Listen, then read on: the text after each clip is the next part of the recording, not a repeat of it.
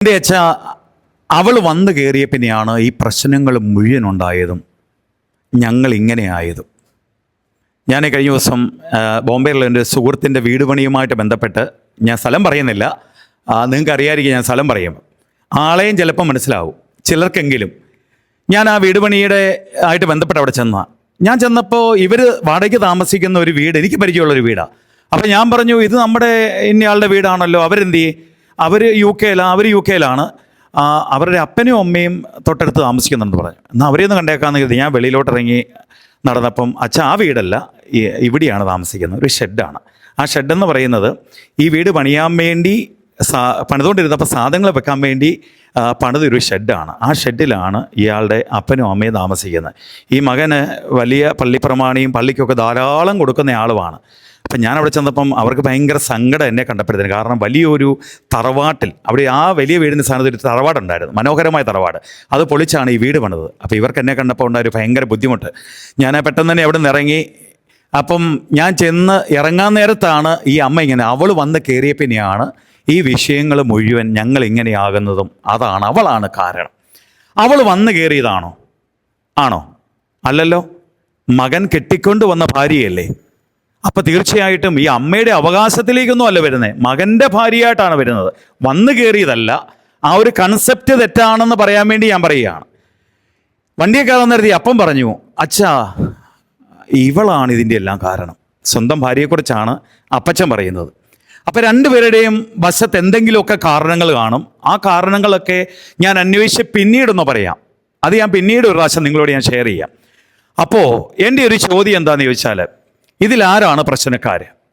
സ്വന്തം മകൻ കല്യാണം കഴിച്ചു കൊണ്ടുവരുന്ന ഭാര്യ, ആ ഭാര്യ അമ്മയുടെ അവകാശത്തിലേക്കല്ല വരുന്നത്, മകൻ്റെ ഭാര്യയായിട്ടാണ് വരുന്നത്.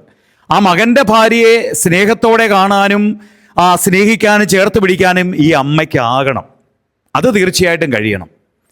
കാരണം എന്താ വെച്ചാൽ, സ്വന്തം അപ്പനും അമ്മയും ഉപേക്ഷിച്ച് 10-25 വർഷം 22 വർഷം ജീവിച്ച ഒരു സാഹചര്യത്തിൽ നിന്നും പെട്ടെന്ന് മാറി മറ്റൊരു സ്ഥലത്തേക്ക് വരികയാണ്. ഈ പെൺകുട്ടിയുടെ ഇഷ്ടമൊന്നും ഇവർ നോക്കുന്നില്ലായിരിക്കാം. നോക്കുന്ന കുടുംബങ്ങൾ കാണും കേട്ടോ, തീർച്ചയായിട്ടും. ഒത്തിരി സന്തോഷത്തോടെ അങ്ങനെ കരുതുന്ന കുടുംബങ്ങളെ എനിക്കറിയാം. പക്ഷേ പല കുടുംബങ്ങളിലും ഇങ്ങനെ വിവാഹം കഴിച്ചു വരുന്ന മകൾ, അവൾ എങ്ങനെ ജീവിച്ചു, അവൾക്ക് എന്താണ് ഇഷ്ടം, ഒന്നും ആരും അന്വേഷിക്കാറില്ല. അവളെല്ലാവരും ഉപേക്ഷിച്ച് പെട്ടെന്നൊരു സാഹചര്യത്തിലേക്ക്, ഈ കുടുംബത്തിലേക്ക് വന്നു കയറുമ്പോൾ തീർച്ചയായിട്ടും അവൾക്കൊരു വലിയ സ്നേഹവും ഒരു പരിചരണവും ഒക്കെ തീർച്ചയായിട്ടും കൊടുക്കേണ്ടതുണ്ട്. ഇവിടെ സങ്കടപ്പെട്ട് എന്താണ് ചെയ്യേണ്ടതെന്ന് അറിയാൻ വയ്യാതെ പോകുന്ന ഒരു ഭർത്താവുണ്ട്, അല്ലെങ്കിൽ ഒരു മകനുണ്ട്. അത് പല കുടുംബങ്ങളിലെയും വല്ലാത്തൊരവസ്ഥയാണ്. ഒരപ്പനും ഒരു മൂലയിൽ അങ്ങനെയുണ്ട്. എനിക്ക് അപ്പനോടും അമ്മയോടൊക്കെ പറയാനുള്ളൊരു കാര്യം എന്നാന്ന് വെച്ചാൽ, ആവുന്ന കാലത്ത് വല്ലതും നന്നായിട്ട് ഭക്ഷണമൊക്കെ കഴിച്ച് ജീവിച്ചോണം. മക്കൾക്ക് വേണ്ടി അങ്ങനെയൊന്നും പട്ടിണി കിടന്നൊന്നും സമ്പാദിക്കേണ്ട ആവശ്യമൊന്നുമില്ല. കാരണം പിന്നീട് കഴിക്കാൻ മേലാത്തൊരവസ്ഥയിൽ അന്ന് കഴിക്കാമായിരുന്നല്ലോ എന്നൊന്നും ചിന്തിക്കേണ്ട ആവശ്യമൊന്നുമില്ലല്ലോ. അതുപോലെ തന്നെ ഈ വിവാഹം കഴിച്ചു വരുന്ന മകൾ തീർച്ചയായിട്ടും ഓർക്കണം, എൻ്റെ ഭർത്താവിൻ്റെ അമ്മയാണിത്.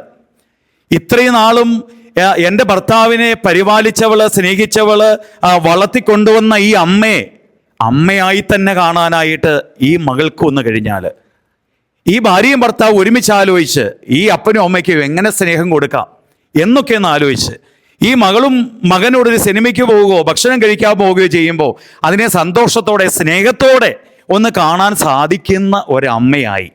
എന്നാൽ വല്ലപ്പോഴും ഒക്കെ ഈ അമ്മയും ഈ അപ്പനെയൊക്കെ ഒന്ന് കൂട്ടിക്കൊണ്ട് പുറത്തു പോകുന്ന ഭാര്യയും ഭർത്താവുമായിട്ട് മാറാൻ കഴിയണം. ഇതാണ് എനിക്ക് നിങ്ങളോട് പറയാനുള്ളത്.